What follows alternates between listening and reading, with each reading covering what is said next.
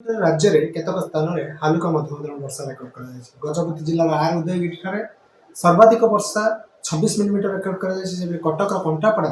10 millimetre वर्षा record कर सर्वोच्च दिन तापमात्रा गजपति जिलार पारलाखेमुंडी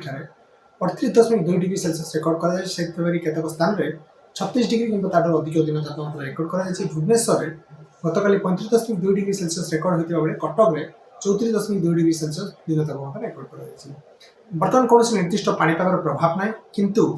बंगोपसागर जोटा ओडिशा उपकूलस्थ बंगोपसागर अंचल गोटे गुरुचाप सक्रिय रही जहाँ प्रभाव में जलीय बाष्पूर्ण वायु राज्य मध्य क्रमागत भाव प्रवेश करुँच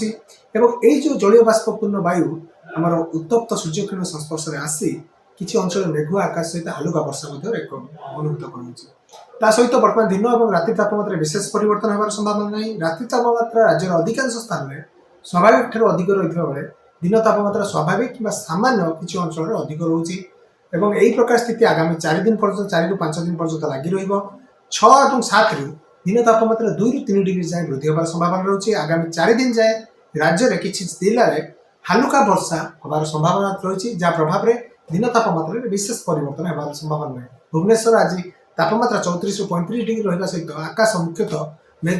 आंशिक मेघाच्छन्न रही संभावना रही।